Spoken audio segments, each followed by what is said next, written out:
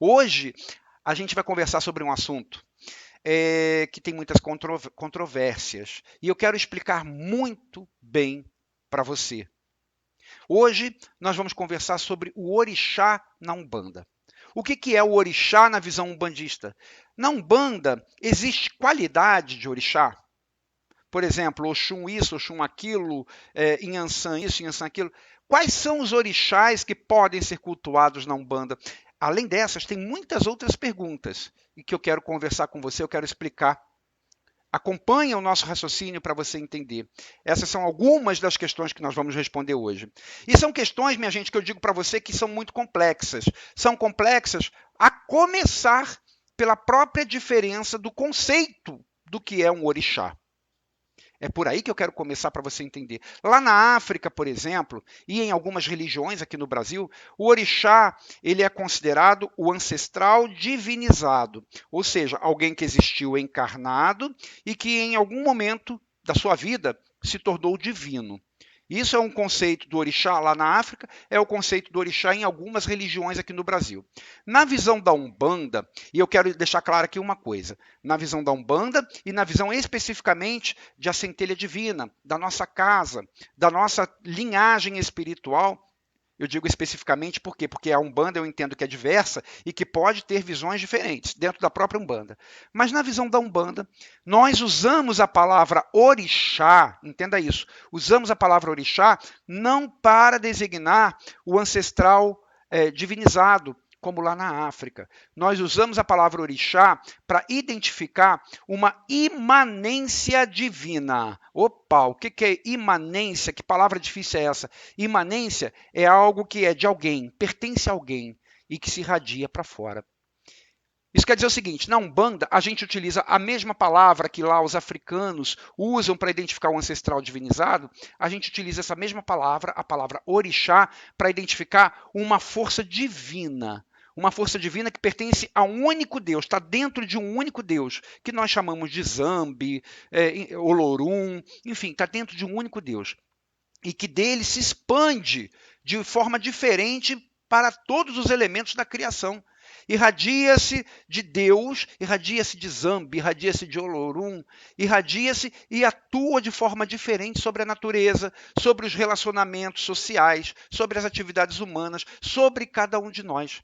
Então, nós usamos a palavra orixá para identificar algo que vem de Deus, uma força divina, e que se irradia sobre todos nós, de formas diferentes. Eu gostaria muito que você anotasse aí no seu caderninho, para depois você procurar no nosso canal do YouTube o vídeo Deuses e Orixás. Aí, nesse vídeo, você vai ter uma explicação assim hiper detalhada sobre a questão do orixá como ancestral divinizado e a questão do orixá como uma irradiação divina, como algo vindo de Deus. Vai lá, dá uma olhada depois. Mas, enfim, tendo esclarecido essa visão umbandista sobre o orixá, tem ainda vários pontos que a gente precisa entender, tá? O primeiro, para a gente entender melhor o que é o orixá, o primeiro ponto que eu quero destacar para você é com referência ao nome, aos nomes, às denominações. Algumas pessoas, quando a gente diz assim, olha, você é filho de Oxum, aí as pessoas perguntam, sou, que legal, mas qual é a qualidade da minha Oxum?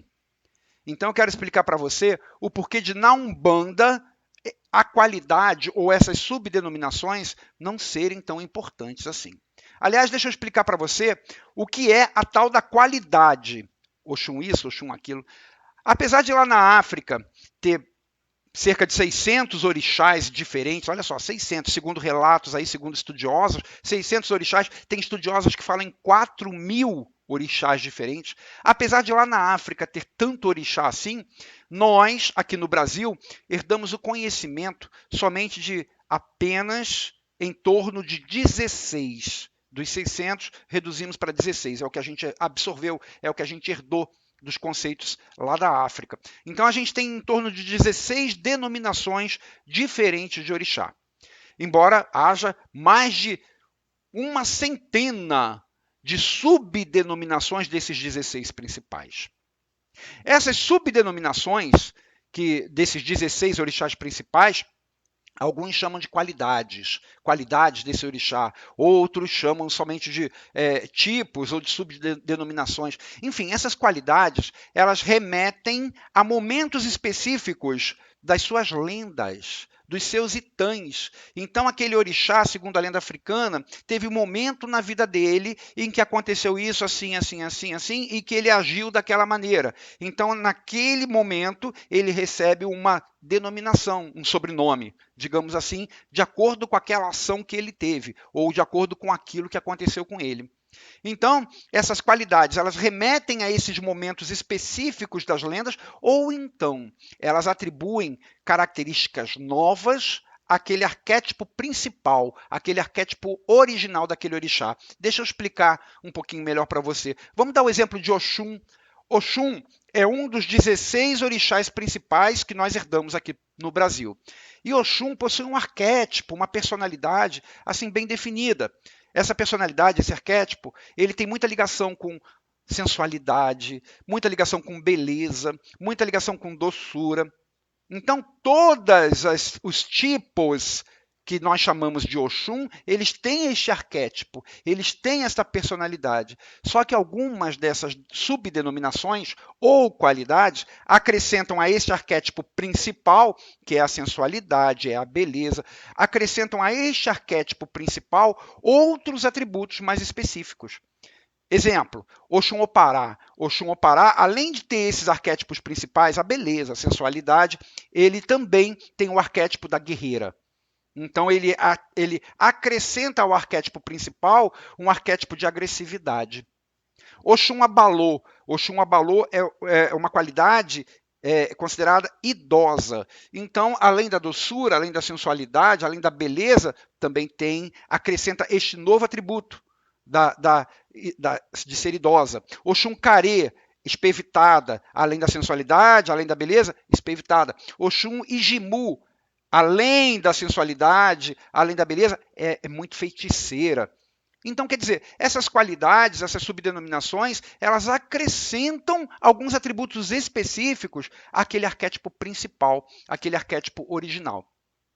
Lá em outras religiões, é muito importante você conhecer essas subdenominações ou essas qualificações. Por quê? Porque lá em outras religiões, são acrescentados elementos diferentes, elementos materiais diferentes no assentamento daquele orixá, nas firmezas daquele orixá, nas coisas daquele orixá, a forma de tratar cada subdenominação dessa, cada qualidade dessa, vai ter alguma coisa diferente. E se você colocar algo que não seja compatível com aquela qualificação, com aquela subdenominação, pode trazer problema.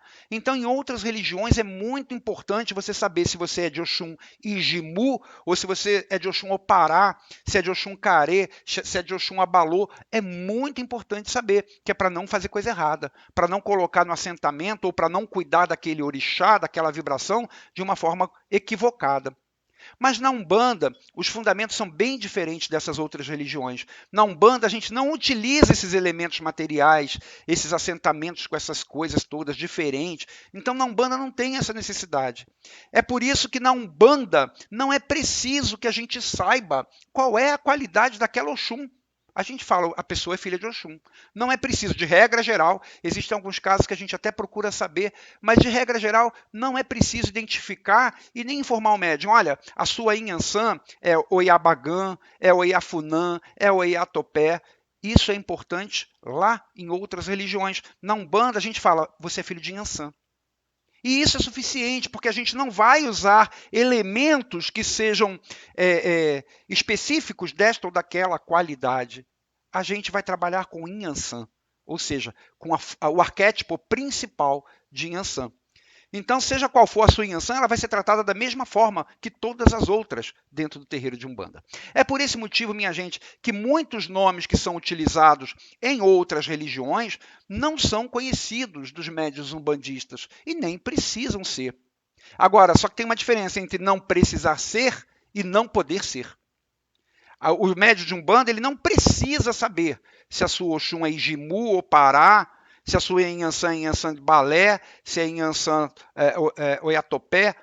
Não precisa, mas não quer dizer que não possa saber. Então é possível sim que em determinado terreiro de Umbanda alguém fale, olha, eu vejo aqui que a sua Inhansã é Inhansã de Balé, que a sua Oxum é Oxum Opará. Mas é só uma informação. Isso não vai modificar a forma como aquele orixá vai ser tratado dentro da Umbanda. Essa subdenominação existe e o seu conhecimento para outras religiões é muito importante, mas para a Umbanda não é importante, não é de fundamental importância, digamos assim, mas não quer dizer que não possa ser conhecida. Bom, esclarecida essa questão da subdenominação ou da qualidade, um outro ponto que eu queria ressaltar, o segundo ponto que eu queria ressaltar, que é importante a gente discutir, minha gente, quais são os orixás que podem ser cultuados na Umbanda?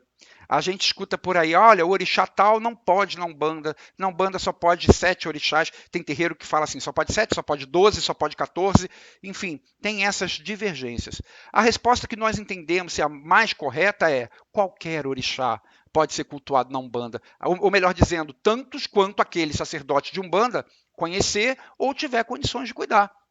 Isso é fácil de entender. Sabe por quê? Porque se cada um de nós possuímos uma afinidade natural com determinado orixá, e por isso que a gente é filho dele, ou seja, se nós somos filhos de orixás, temos aquela afinidade natural com aquele orixá, então em qualquer religião onde eu estiver, em qualquer lugar do planeta onde eu estiver, eu vou continuar sendo filho daquele orixá. Se eu for filho de Obá, eu vou estar em uma outra religião, eu vou estar na Umbanda, eu vou estar no budismo, eu vou estar na Igreja Católica, eu vou ser ateu, mas eu vou continuar sendo filho de Obá. E o orixá, sendo uma imanência divina, sendo uma força vinda de Deus, Deus está em todos os lugares. Essa força divina pode ser acessada em qualquer lugar, de formas diferentes, mas ela pode ser acessada em qualquer lugar. Então não existe isso de que o orixá tal pode, o orixá tal não pode ser cultuado na Umbanda. Então a gente escuta muito, Oxumaré, Obá, Euá, Logunedé, Ossan, Iroko, enfim, vários orixás, não podem ser cultuados na Umbanda. Por que não pode? Você sabia que até a década de 1940, Nanã e Obaluaê também não podiam ser cultuados na Umbanda? Existem relatos escritos, existem livros, obras que não citam Nanã e Obaluaê até a década de 40. O que acontecia se um filho de Nanã procurasse um terreiro de Umbanda naquela época? Era provável que dissessem para ele, olha, seu santo é de nação, seu santo não pode ser tratado na Umbanda. Enfim, são conceitos por falta de conhecimento. Hoje a gente não consegue imaginar um terreiro sem Nanã, um terreiro de Umbanda sem Nanã, sem Obaluaê. A gente não consegue mais imaginar. Por quê? Porque a Umbanda se desenvolveu. As pessoas, melhor dizendo, absorveram novos conhecimentos, desenvolveram novos conhecimentos, trazidos até pela própria espiritualidade. Então, todos os orixás, eles são força divina, eles vêm de Deus, eles são irradiações divinas lançadas sobre nós. Cada um de nós tem uma afinidade especial com uma dessas forças, por isso somos filhos dele. E cada um de nós tem seu livre-arbítrio para se ligar a essa força da forma como quiser, onde quiser. Então, o terreiro de Umbanda pode sim trabalhar com qualquer força divina. Deus está em todos os lugares. Basta que se tenha conhecimento para isso, que se saiba como trabalhar. Aí aquelas pessoas, eu comparo muito aquelas pessoas que falam assim, olha, o orixá tal não pode na Umbanda, só pode em determinada religião. Eu comparo muito isso àquele evangélico radical que diz para o católico que a forma como ele cultua Jesus na igreja dele é que é correta. Que Jesus não está satisfeito, não ficaria satisfeito se a outra pessoa permanecesse ali na igreja católica. Que a forma como Jesus é cultuado na igreja evangélica ali é que é mais correta, que só pode ali. Então, eu considero muito semelhante o caso daquelas pessoas que dizem o orixá tal não pode na Umbanda. Por que não pode? Então, nós falamos aqui do conceito de orixá, nós falamos das denominações dos orixás e nós falamos dessa questão tão controversa sobre qual orixá pode ou não pode ser cultuado na Umbanda e que, no nosso modo de ver, qualquer um pode. É só questão de saber, de conhecer e manipular aquelas energias. Como no princípio não se sabia com relação a Nanã e Obaluaê, e hoje estão aí firmes, lindos e fortes dentro da nossa Umbanda. Mas tem um terceiro ponto que eu quero ressaltar também, que é o que é que a gente recebe, o que é que a gente incorpora nos terreiros de Umbanda? São os orixás? Minha gente, eu não quero falar de outras religiões, tá? Não é a minha competência. Eu quero mais uma vez me ater ao conceito umbandista especificamente o conceito da nossa doutrina, da nossa visão doutrinária, segundo a qual orixá é imanência de Deus, é parte de Deus, é uma força vibratória irradiada de Deus, uma força criadora, uma força vibratória máxima irradiada de Deus sobre todos nós, sobre a natureza, sobre cada elemento. Sendo assim, nós entendemos que nenhum de nós, seres humanos tão falhos, tão limitados, nenhum de nós tem competência, nem condição de incorporar Deus. Gente, algum de nós pode incorporar Deus? Imagina só uma conexão mental entre você, uma conexão energética entre você, uma conexão vibratória entre você e uma consciência de magnitude infinita, criadora de todo o universo, de todo o cosmos, do universo infinito. Você tem condição disso? Nenhum de nós tem condição de incorporar Deus. Se o orixá, que nós entendemos na Umbanda, é uma força irradiada de Deus, é parte de Deus, como é que a gente vai receber Deus? Então, o que nós incorporamos? Nós incorporamos espíritos. Espíritos com um altíssimo padrão consciencial, um altíssimo padrão evolutivo, e que por terem essa condição consciencial, essa condição evolutiva, eles acessam essas vibrações que vêm de Deus, essas vibrações que nós chamamos de orixá, e encaminham essas vibrações para nós, na medida que nós podemos absorver, sem queimar o fusível. Porque é como se a gente recebesse Deus, seria como se a gente fosse um fusível e recebesse uma corrente, uma descarga elétrica ali de magnitude infinita, a gente ia queimar. Então, esses espíritos de altíssimo padrão consciencial, eles têm condições de, pelo seu nível de consciência, pelo seu nível de evolução, se conectar um pouquinho lá a essas vibrações que vêm de Deus, que nós chamamos de orixá, e trazer para nós na dose que nós podemos absorver. Na dose que vai nos trazer o equilíbrio energético, o bem-estar. Em outras palavras, esses espíritos representam a força daquele orixá junto a nós. Representam aquela força divina junto a nós. Eles não são orixá. Orixá é Deus, é parte de Deus. Mas eles representam aquilo junto a nós, trazem para nós um pouquinho daquilo.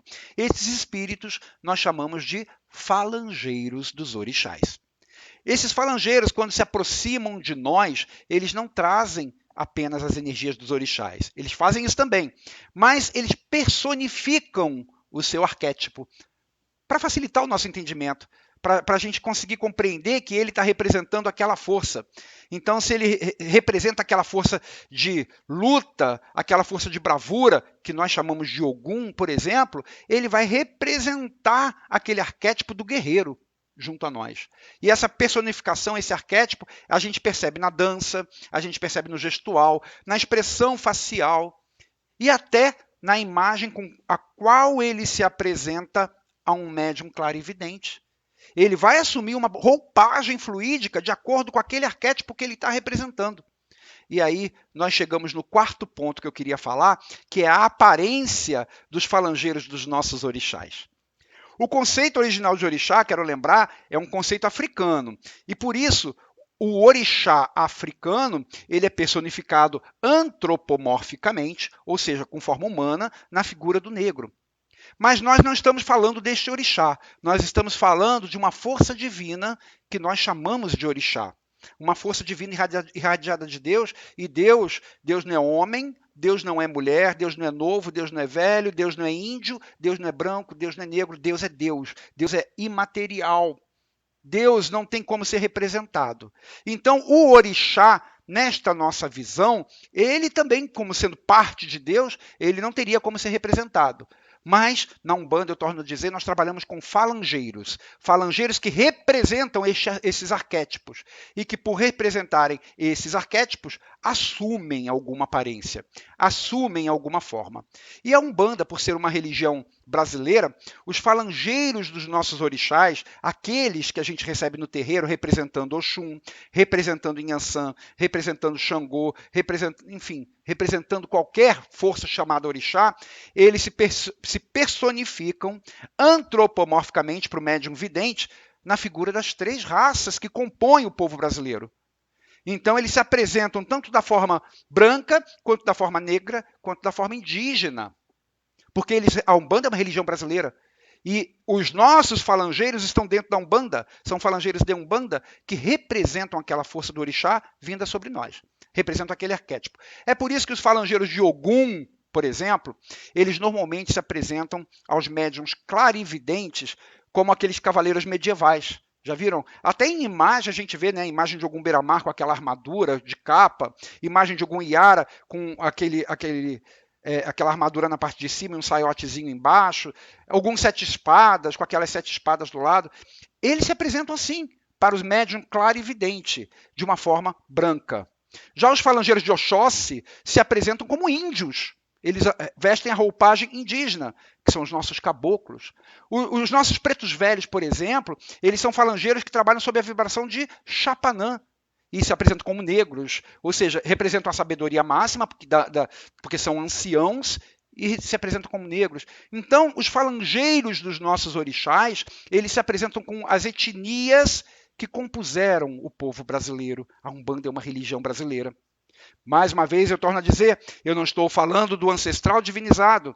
A Umbanda não trabalha com o conceito do ancestral divinizado. A Umbanda trabalha com o conceito de orixá como uma força irradiada de Deus. E entende que Deus não tem forma. E que esta força irradiada de Deus ela é personificada pelos nossos falangeiros, que são espíritos. E por serem falangeiros de Umbanda, e a Umbanda ser uma religião brasileira, eles assumem formas brasileiras, abrasileiradas, digamos assim, formas que a gente encontra nas raças que deram origem à nossa nação. E a gente percebe muito bem isso, essa união das três raças, né? A gente percebe em uma única linha de trabalho na nossa religião, que é das crianças, as beijadas. A gente vê criança branca, a gente vê criança preta, a gente vê criança indígena ali brincando juntas. Gente, isso é maravilhoso. A Umbanda nos dá essa lição de união, de igualdade.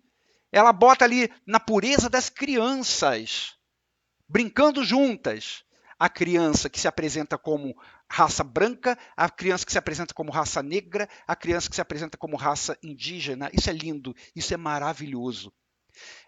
Um outro ponto importante que eu quero destacar aqui para a gente fechar a ideia de falangeiro de orixá é o papel que esses falangeiros de orixá fazem junto a nós, além de trazer a vibração dos nossos orixás, né? Eles trazem a vibração dos nossos orixás, que é aquela vibração irradiada de Deus, e, sendo assim, se eles trazem essa irradiação, seja qual for o orixá da pessoa, vai ter sempre um falangeiro, um espírito que represente aquele orixá, que vai alcançar aquela vibração e que vai trazer para aquela pessoa durante o seu momento de incorporação no terreiro. Então, enquanto aquela pessoa estiver recebendo aquele falangeiro, ela vai estar recebendo aquela vibração daquele orixá. Então, o filho de Ogum, por exemplo, ele vai receber o seu falangeiro de Ogum. Ogum Beramar, Ogum Iara, Ogum Sete Espadas, Ogum Matinada.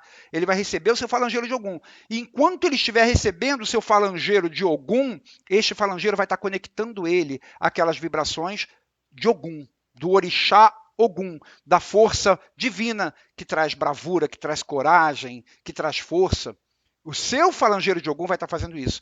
O mesmo acontece com as filhas de Oxum, de Iemanjá, de Nanã, de todos os outros orixás. Enquanto estiverem recebendo os seus falangeiros daquele orixá, estes falangeiros vão estar conectando aquela força divina que nós chamamos de Oxum, de Iemanjá, e incluindo aí também Exu. Sim, o filho de Exu. Ele é filho de Exu? Pode ter filho de Exu na Umbanda? Claro que pode. Da mesma forma que qualquer orixá. Se a pessoa é filha de Exu, é porque ela tem uma afinidade especial com Exu. Ela vai continuar com essa afinidade estando em outra religião, na Umbanda, no budismo, no candomblé, sendo ateu. Ela vai continuar sendo filha de Oxum. E como é que ela vai receber essa vibração divina chamada Exu, desculpa, falei Oxum, chamada Exu? Como é que ela vai receber essa vibração divina? Através do seu falangeiro Exu. Quando ele estiver recebendo, trabalhando com Exu na Umbanda, o Exu Tranca-Rua, o Exu Caveira, enfim, quando ele estiver trabalhando com o seu Exu, este Exu vai estar conectando ele a essa vibração divina chamada Exu. Ele vai ser o meio de campo entre a vibração divina Exu e o médium. Mesma coisa, filho de Oxalá. Tem gente que fala, não pode receber Oxalá na Umbanda.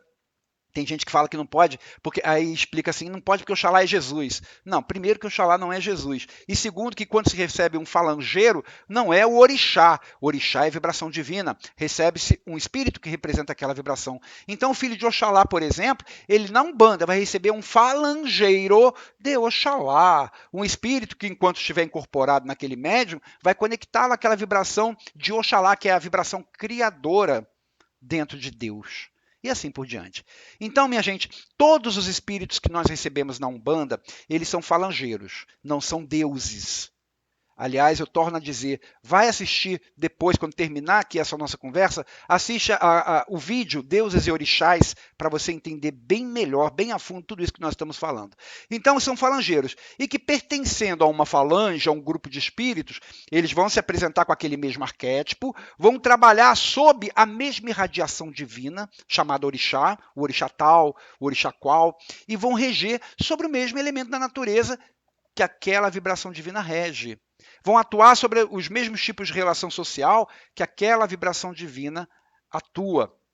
E, além de tudo, como se não bastasse esse trabalho todo que os nossos falangeiros lindos têm com a gente, como se não bastasse esse trabalho todo, eles ainda cuidam de cada um de nós assim de uma forma muito carinhosa, como os pais cuidam dos filhos. Eles cuidam de nós independente da forma como nós os entendamos. Eles cuidam de nós mesmo quando, pela nossa ignorância, nós damos mais valor ao seu nome, às suas qualidades, às suas denominações, à sua forma, se é isso, se é aquilo. Mesmo quando a gente dá mais valor a essas coisas do que a coisas que realmente importam, como, por exemplo, a essência, aquilo que eles fazem conosco e as energias que eles trazem para a gente para manter o nosso equilíbrio. Minha gente, eu espero que eu possa ter esclarecido você sobre a visão de orixá na Umbanda. Na Umbanda, e especificamente na visão doutrinária de A Centelha Divina, que é bem diferente de uma visão de orixá que outras religiões compreendem. Vamos entender que a gente está falando de visões diferentes. Ué, eu posso ter visão diferente sobre a mesma coisa? Uma religião pode entender uma coisa de uma forma e outra religião entender a mesma coisa de outra forma? Isso não acontece? Pega Jesus, por exemplo. Jesus na igreja evangélica é entendido de uma forma, Jesus na igreja católica é entendido de outra. O mesmo Jesus. O mesmo orixá, ele pode ter visões diferentes de religião para religião, a depender do que aquela religião entende como mais correto. Minha gente, um grande beijo. Fica com Deus. Até o nosso próximo encontro.